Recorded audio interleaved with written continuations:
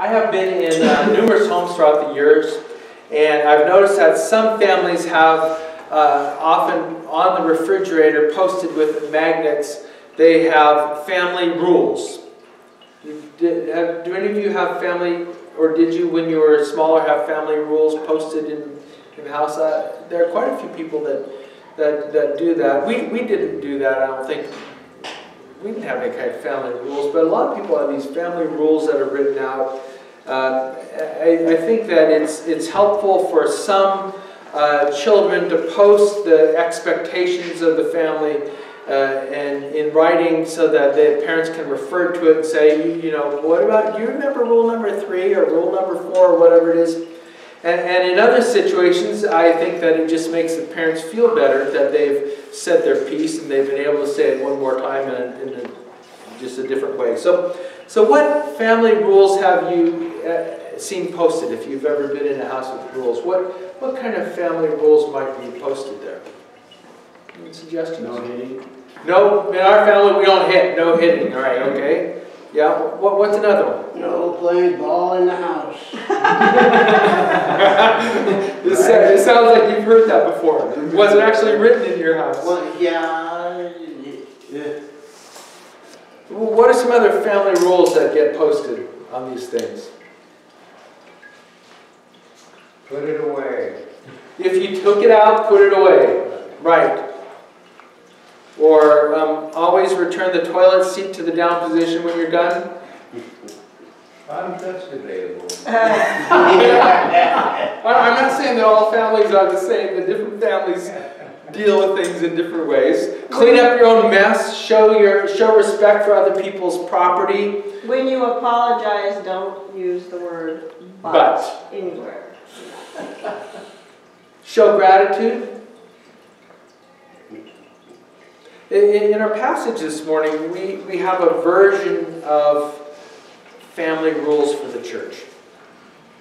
Remember, Ephesians is about how the grace of Christ has moved in such a way that God is forming a new entity, a new body, a new group that brings together both Jewish people and Gentile people into the same group, and He weaves them, He weaves us together to form a unique masterpiece, to do His bidding, to do His work in the world.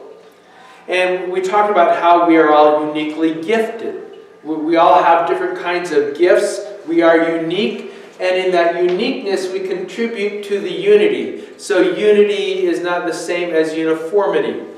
Then we saw how the church is the new creation, or the new person. And as believers in Christ, we participate in the new creation. When you are in Christ, you are a part of the new creation. The church is also described as the mystery of Christ. Paul keeps talking about mystery, mystery, mystery. He's saying in Ephesians, he's saying this is a great mystery that Jews and Gentiles could actually be together in a single group. And then in chapter 2, the church is described as the temple of God, which is the dwelling place of God, the place where you meet God. The church is that place. And then also in chapter 2, we are described as being citizens of God's kingdom. And then as well, we are described as being the household or the extended family of God. And Paul is pretty much being redundant. He is saying the same thing over and over and over again because he thinks it's important to say it over and over again. Kind of like parents say it over and over again. And sometimes you have to say it in slightly different ways each time in order to make your point. And that's kind of what he's doing. And in our passage this morning, he returns to this family imagery, but with a slightly different twist this time. Verse 8, chapter 5. You were once darkness, but now you are light in the Lord, so live your life as children of light. So live your life as children of light.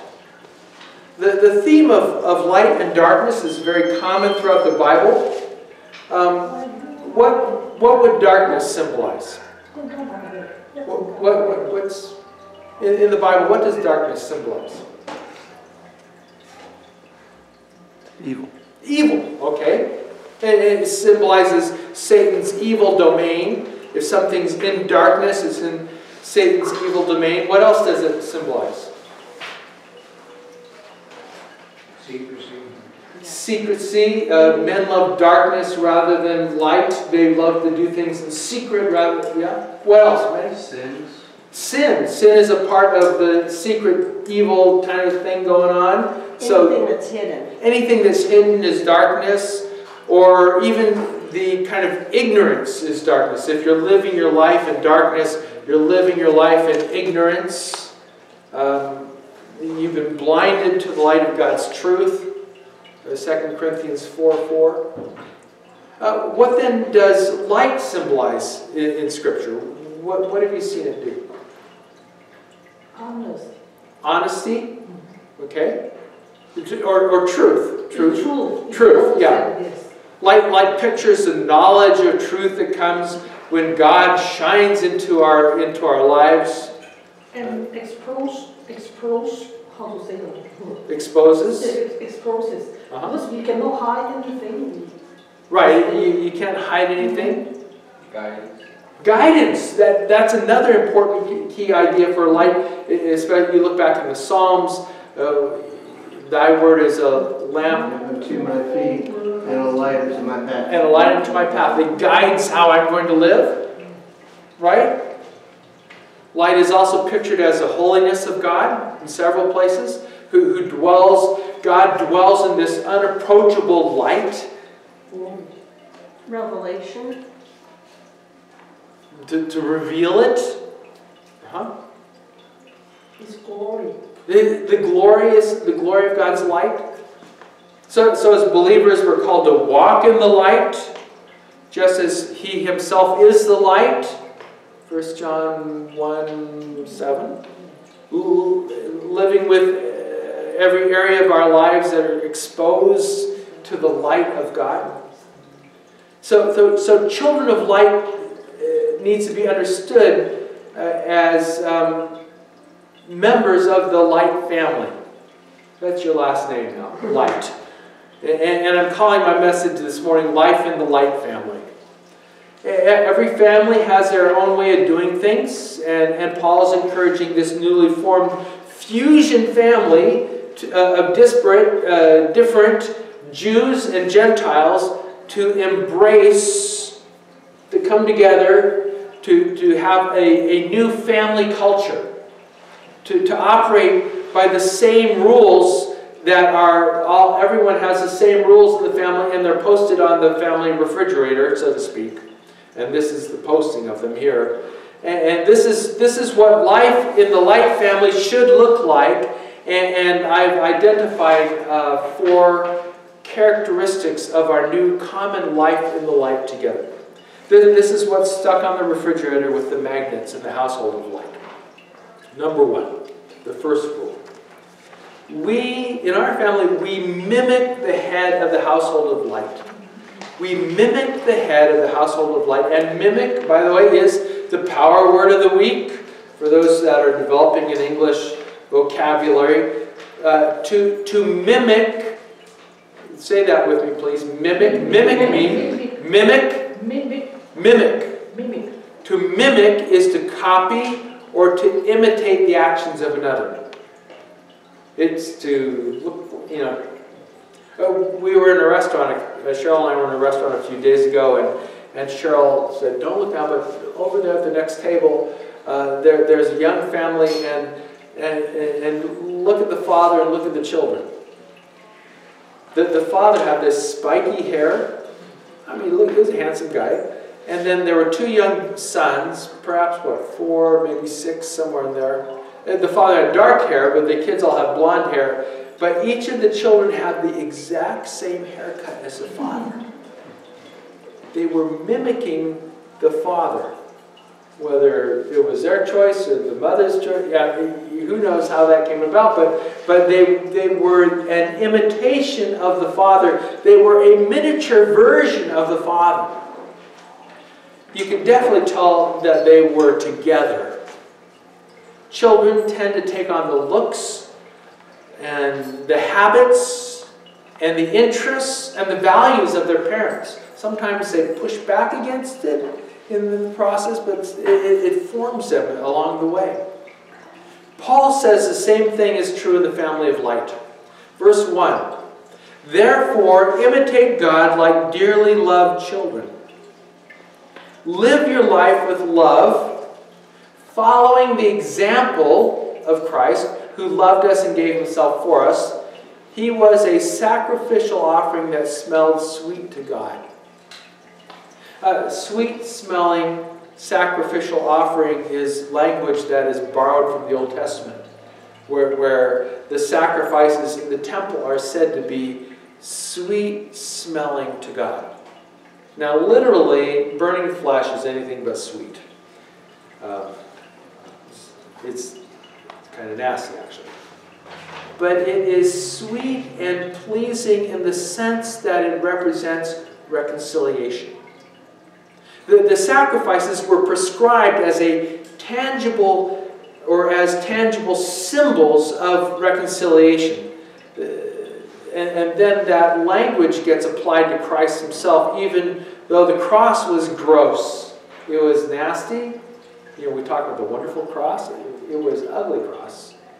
But it was a sweet-smelling sacrifice in the sense that the ultimate tangible symbol of reconciliation between God and sinful humanity comes together at the cross.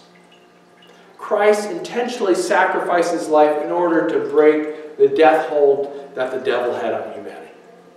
We sang it a few minutes ago. Oh, the wonderful cross, oh, the wonderful cross bids me come and die and find that I might or may truly live. Oh, the wonderful cross, oh, the wonderful cross, all who gather here by grace draw near and bless your name. As children of God, we gather together and bless his name, and we do that by following the sacrificial pattern of Christ, who is the head of the household, head of the church. Come and die that I might truly live. We discover life when we die to sin, when we die to selfish ambition. So in a limited sense, when we do that, we are imitating Christ. When you die to these things, you are imitating Christ. And that's a characteristic of the family. That's what we do in our family of light. We die together. We sacrifice together. As strange as that might seem to the world around us, we're different in that way. Our family life is characterized by sacrifice, like father, like son, like mother, like daughter. Number 2. The second characteristic of, or rule for our family is we eliminate the darkness in our lives. We eliminate the darkness in our lives. Verse 3, sexual immorality and any kind of impurity or greed shouldn't even be mentioned among you, which is right for holy persons. Money and sex are singled out. Both are quite good in and of themselves, but are dangerous when they jump the fence. Impurity here means dirty or raunchy. Sex is dirty when it happens outside the marriage relationship. Accumulation of wealth is dark and dirty when it becomes a god in and of itself, and when it becomes a driving, controlling force that plows over everyone and everything that gets in its way, when it becomes greed. Then Paul says, in our family, we don't even talk about such dark things. We replace, instead of talking about those things, we replace them with words of thanksgiving. So if you look at verse 4, it says, obscene language, silly talk, or vulgar jokes aren't acceptable for believers. Instead, there should be thanksgiving. And it begs the question, does your language stand out? Do people look forward to seeing you each day because you bring positive words into every conversation. If you're living in accordance with the family rules, you'll become a positive person, a positive speaking person, pulling everyone around you up rather than dragging them down into the gutter. Verse 5, because you know for sure that persons who are sexually immoral, impure, or greedy, which happens when things become gods, those persons won't inherit the kingdom of Christ and God. Nobody should deceive you with stupid ideas. God's anger comes down on those who are disobedient because of this kind of thing. So you shouldn't have anything to do with it. By the way, this does not mean that you should totally eliminate these kinds of people from your life. We follow Jesus, and he spent a lot of his time hanging out with the sinner class of people. That's Jesus' pattern. That is, he hung out with people who were publicly recognized as being sinful. They were the people that were labeled as sinful in the society. And Paul is not saying we should avoid sinful people. Rather that we don't partner with those who are living by an incompatible set of family rules. You, verse 8, you were once darkness, but now you are light in the Lord. So live your life as children of light. Number 3, we produce light. We produce light. How do you define success in the light family? Well, we're a source of light ourselves. We're living up to our name. Light produces fruit that consists of every sort of goodness, justice, and truth. Verse 10, therefore test everything to see what's pleasing to the Lord, and don't participate in the unfruitful actions of darkness. Instead, you should reveal the truth about them. Are you a light source? Are you producing light? Number 4, we shine light. Rule number 4, we shine light. Verse 11, and don't participate in the unfaithful actions of darkness. Instead, you should reveal the truth about them. It's embarrassing to even talk about what certain persons do in secret. But everything exposed to the light is revealed by the light is light. Therefore it says, wake up, sleeper, get up from the dead, and Christ will shine on you. When we're full of light, the light of Christ, we are bringing light to bear on every dark situation that we enter into. We reveal the truth just by being who we are. Think of the Amish.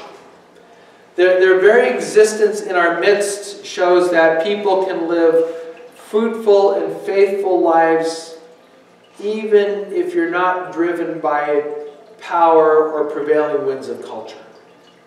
You may not choose to do it in exactly the way they do it, but it's possible to do. And they shine a certain kind of light on the absurdity of culture by doing that. In their simplicity, they shine the light of culture, the light of Christ on what is dark around them. Stephen Cole, who is the pastor of the Flagstaff Christian Fellowship, one of the pastors there, uses this illustration. He says, living in Flagstaff where it's cold in the winter with lots of snow, our cars get caked with the salt and grime from the roads. So that after a few weeks of regular snowstorms, they look pretty bad. But everyone else's car looks as bad as mine, so I don't think much about it. But if I have to drive down to Phoenix, where it's warm and sunny, I am suddenly surrounded by clean cars. Those clean cars expose the filthiness of my car and make me want to go straight to the car wash. By the way, that's why I never wash my car, because I'm very empathetic toward people who live in Flagstaff. Steve says, our clean lives expose the sin of unbelievers' lives. As God works in their hearts, it often drives them to get their sins washed at the cross. It's not snobbery, it's not arrogance, it's just what light does, it's how it works. And Jesus is the light of the world. When we hook up with Jesus, we become members of His light family. It doesn't matter who you are. It doesn't even matter what you've ever done, all the bad stuff you've done. It doesn't matter how imperfect you are. Eventually, being in the midst of all of this light starts to transform you into a light person yourself, and you radiate the light. You radiate the light of Christ just because you've been in that presence. And that light invades the darkness and shows it for what it is. The point is that children of light look and act an awful lot like their Father. That's a key point this morning.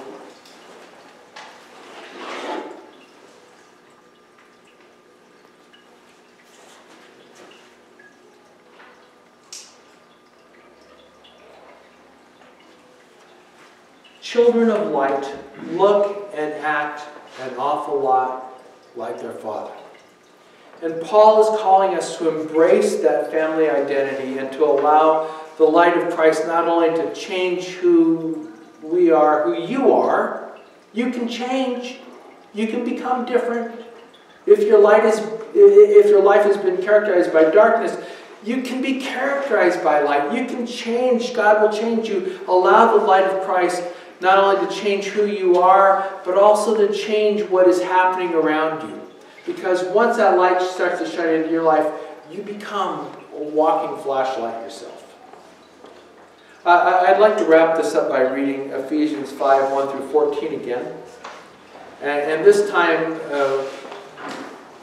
in the slightly twisted, authorized Boydston paraphrase. Therefore, as children mimic the actions, speech, and attitudes of their parents, be like the much-loved children of God and imitate Him. Your imitation should look like the acts of Christ. Live a love-filled life. Remember how much He loved us and sacrificed Himself for us. To use Old Testament language, His self-sacrifice was sweet-smelling, very pleasing to God. Since you are thus dedicated to the service of God, don't ruin things and disqualify yourself from sacrificial service. For example, engaging in sexual relations outside of marriage will do that. That's dirty, as is the greedy desire to fill your life with more power or wealth. Greed will have the same shameful and disqualifying effect on your right to serve God. The people who are dedicated to the service of God don't even talk about such things, and they certainly avoid obscene language, titillating stories, and vulgar jokes. Instead of engaging in such questionable talk, let gracious and thankful words smoothly flow from your mouth each time you open it. That's the sign that you're a member of God's family of light. You can be certain that people engaged in sexual immoral behavior, dirty living, and greed aren't really serving God. That's because the objects of their desire become cheap, second-rate God substitutes. And if such people are serving other gods, then they aren't serving God's kingdom. The kingdom that Jesus inaugurated, and they can have no part in it. So don't buy into stupid ideas about living for pleasure or simply to advance yourself. The only thing you'll reap from such disobedience is an angry response from God. Don't partner with people who think and act this way. Remember, you once belonged to the dark realm, but now you are a part of the Lord's light force. So live life as children of light. Light has its own unique fruit, goodness in all its varied forms, justice, and truth. Therefore, you need to put everything to the light test to figure out what is honoring to the Lord. Pleasing Him is what it's all about. And then have nothing to do with things associated with darkness. They are worthless anyway. Instead, by your actions, expose the darkness for what it is. Frankly, it's embarrassing to even talk about the dark things that people do in secret. But once the light shines on the situation, all things are clearly seen for what they are. The light clears up everything. As the prophet Isaiah counsels us, "Wake up, you sleepyheads, climb out of your dark graves, and the light of Christ will shine on you." And that is good news.